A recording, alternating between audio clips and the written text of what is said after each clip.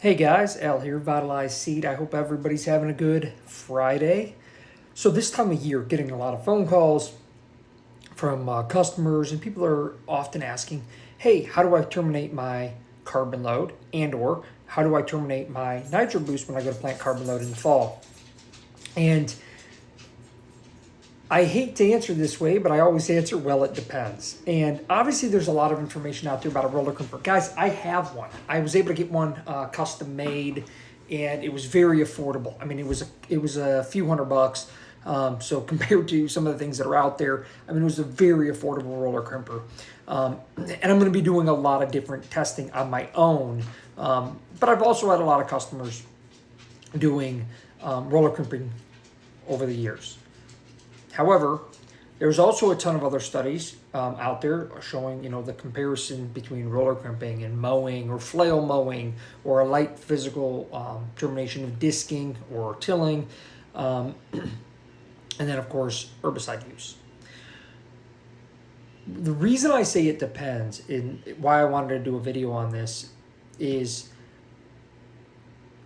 if you look at this article behind me, it talks about some of the termination, and this is on monoculture rye using two different types of roller crimpers at different rates or speeds. And as you can see, your best is around 70% termination.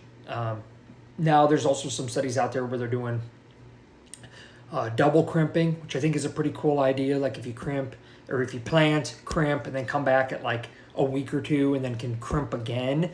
I think that's kind of a cool idea, because maybe you can then get another 70% of that 30% to finish off your termination. But as you go on, it says the termination rate was 100% when they used the roller crimper and glyphosate.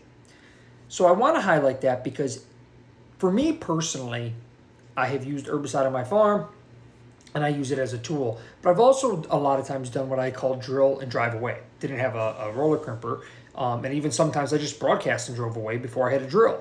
And that is simply just trying to time it before rain, running the drill right through that standing cover, whether my Nitro Boost is standing or my carbon load standing, drill right through and drive on off to the next field. And really what I would do is I'd get to the field, I'd assess it based on what do the weed densities look like at that particular time.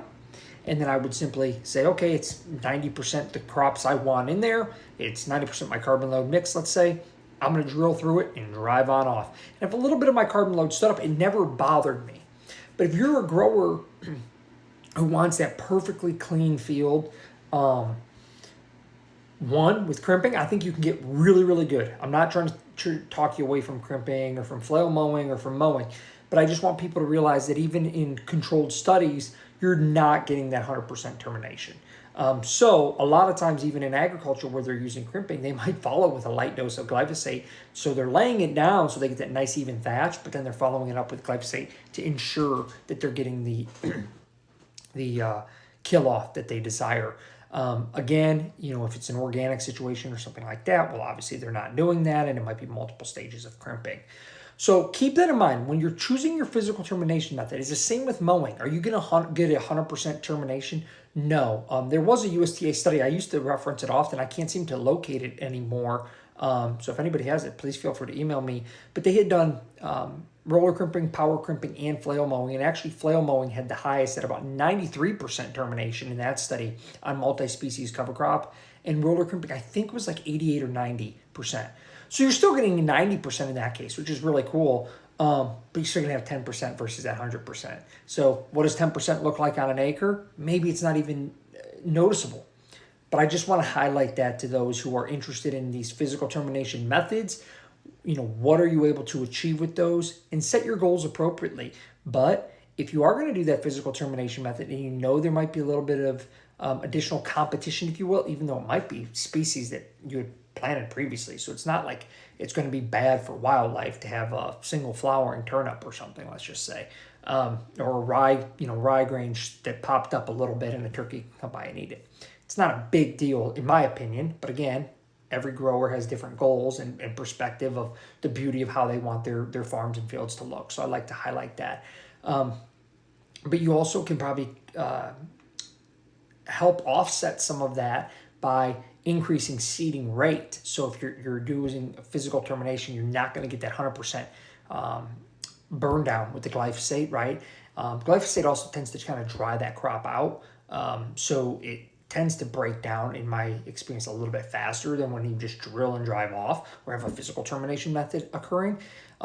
Where in those methods, it seems like the moisture stays in that crop residue a little bit longer before it kind of dries out and then kind of goes through decomposition. With glyphosate, it seems to dry out a little bit faster, working as a desiccant, and then, of course, the decomposition seems to be a little bit expedited.